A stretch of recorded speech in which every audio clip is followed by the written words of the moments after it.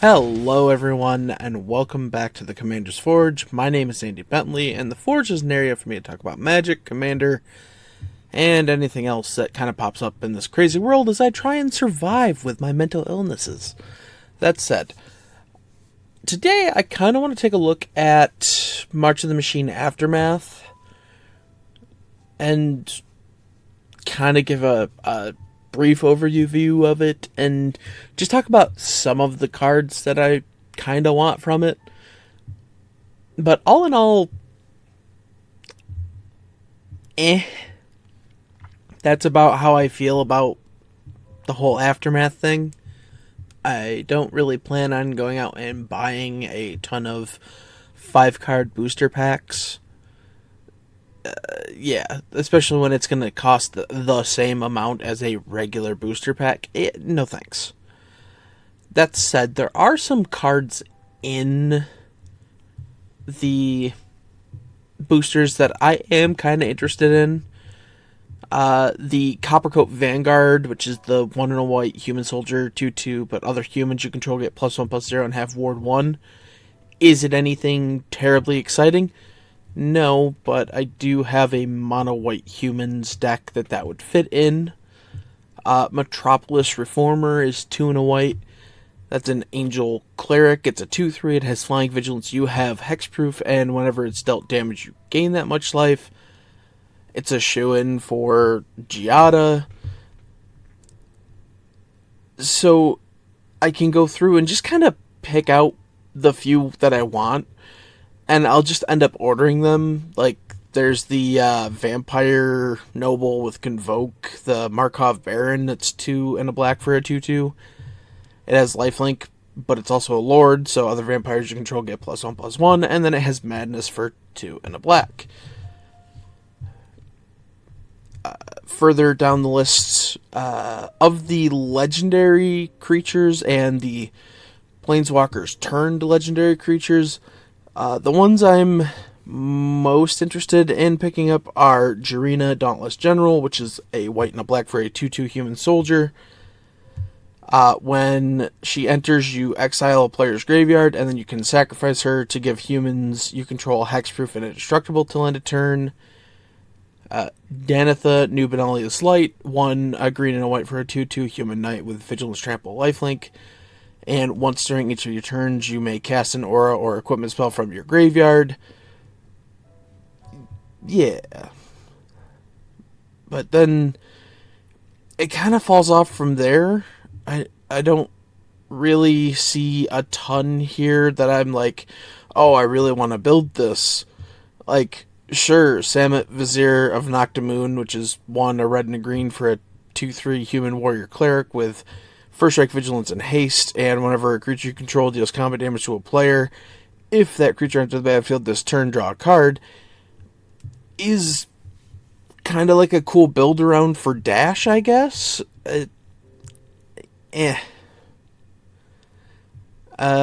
The Dranith Ruins, which is the land that taps for a colorless, but you can pay 2, tap it, and put 2 +1/+1 counters on target non-human creature that entered the battlefield this turn. I mean, that's cool. I have a couple of decks that care about +1/+1 counters on non-humans. But all in all, I don't really see me going out and buying a ton of these packs.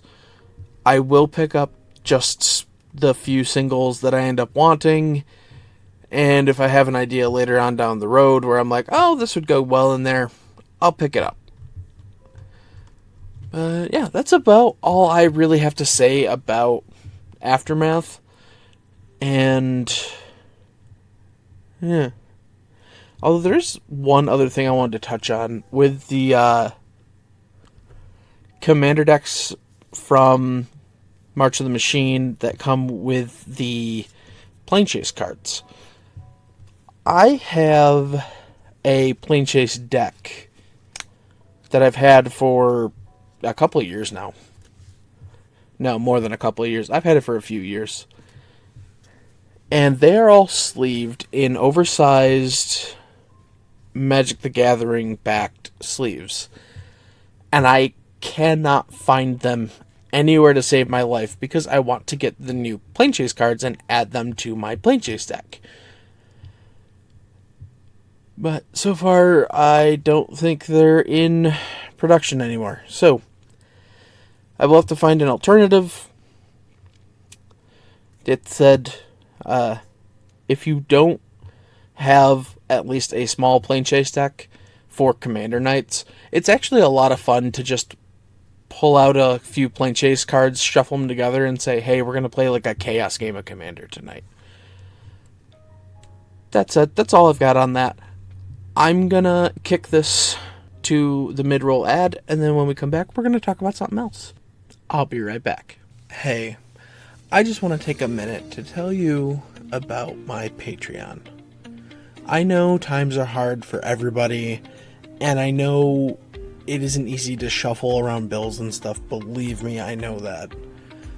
But if you would like to help support the podcast and me, you can find the links to my Patreon in my link tree, which is always put into the description of either the video or the audio, wherever you're listening to it.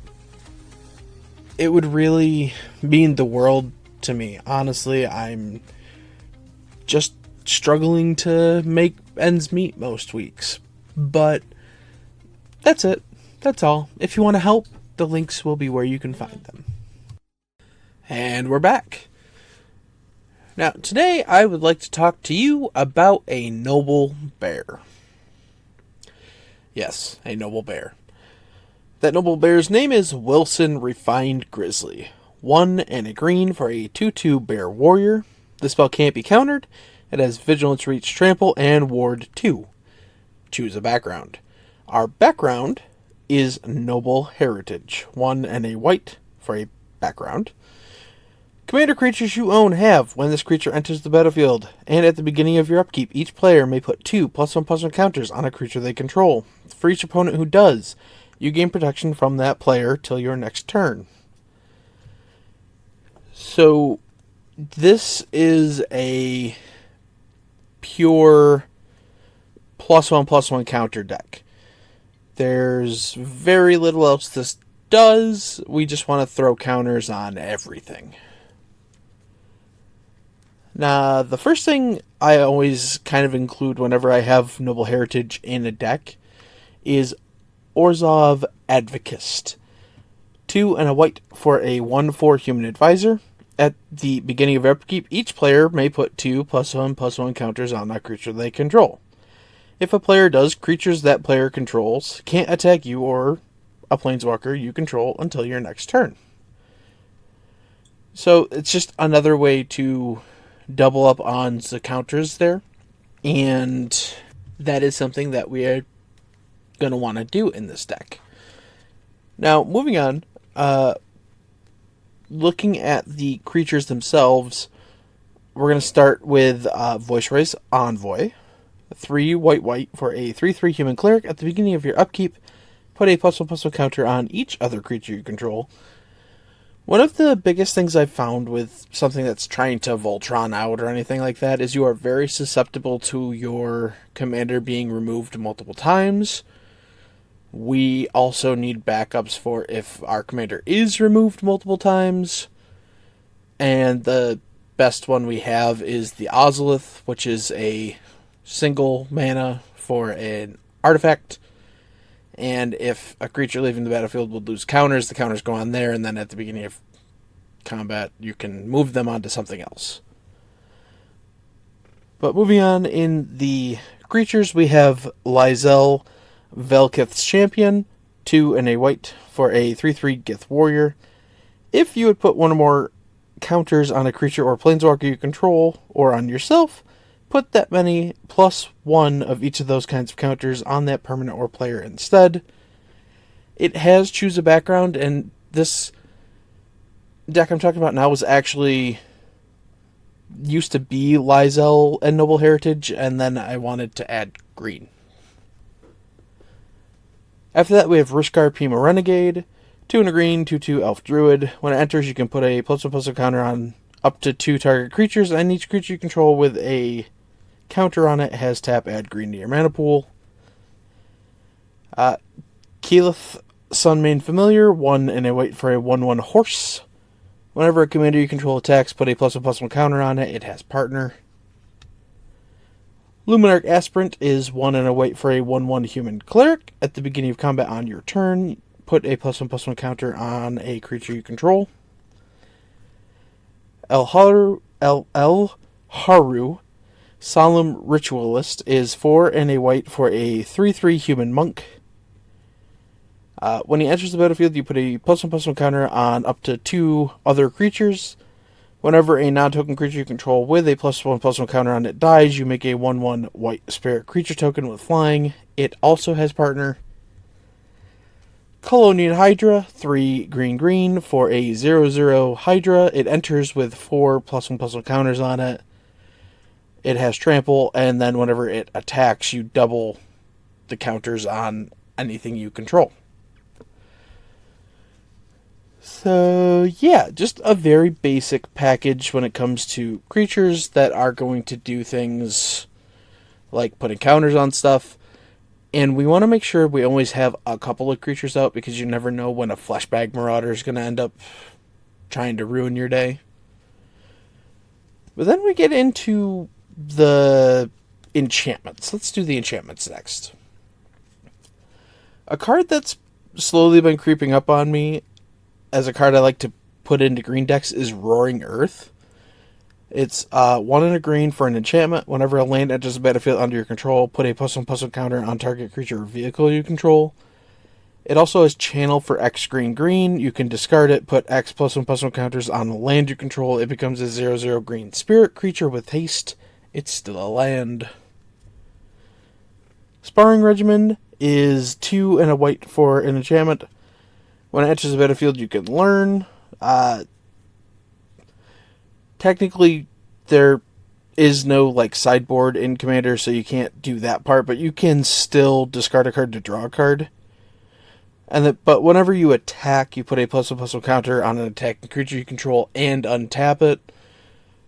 You don't necessarily need the untap it bit for Wilson because he has Vigilance, but if Wilson has been removed a couple of times and you just have something else out, then that's very helpful. Well, speaking of having Vigilance being good, Felidar Retreat is 3 and a white for an enchantment with landfall. Whenever a land enters the battlefield, you either choose to make a 2/2 cat beast creature token or put a +1/+1 counter on each creature you control. Those creatures gain Vigilance till end of turn. So that one can facilitate, two sides of what we need. It can either give us the creatures that we need to help keep Wilson safe, or it can just start pumping everything. Citadel Siege, 2 white for an enchantment. When it enters, you can either choose cons or dragons. Cons, at the beginning of combat on your turn, put 2 +1/+1 counters on a creature you control. And dragons, at the beginning of combat on each opponent's turn, you tap a creature that player controls. It's nice having the versatility to choose. 9 times out of 10, you're going to choose cons with this. But occasionally, if you're playing against other people that are trying to just run like a Voltron deck, you play this on dragons, and then you essentially blank whatever they're trying to hit you with.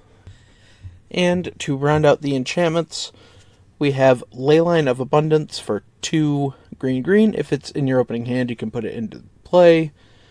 Whenever you tap a creature for mana, you add an additional green, and for 6 green, you can put a +1/+1 counter on each creature you control. That's the important bit here, but we are also running a suite of mana dorks, so, win-win.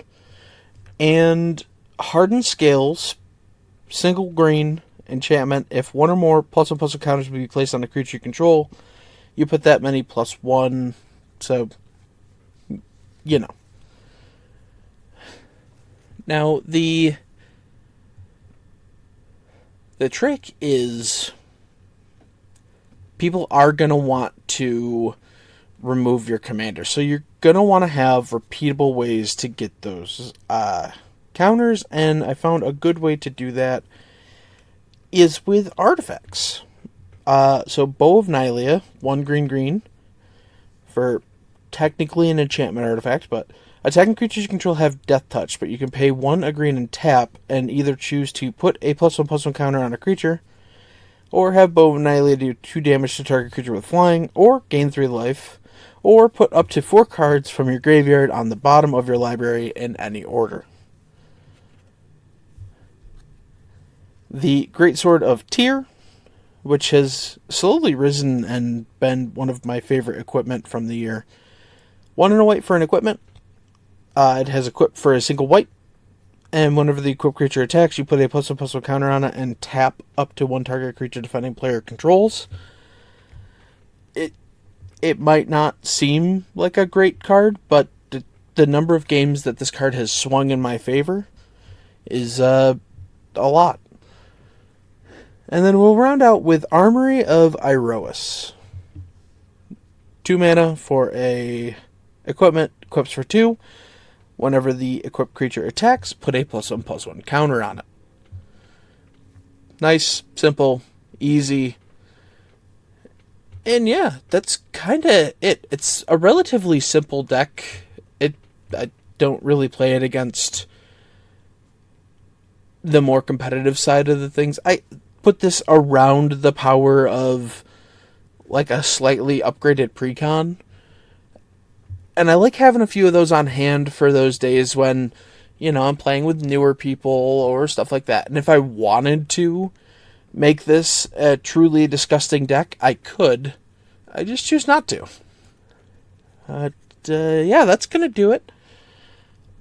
I hope you all have a good time, and I will see you next time. Goodbye. Thank you for listening. All of my links can be found in my link tree in the description below. I would like to thank Ian Foss and Cody Mulpey of the band The Crypt for allowing me to use music for my opening and ending, along with Nate and Erica Jacobs for making my original logo. And I would also like to thank Christina McNichol for creating my new logo. And I'll see you next time.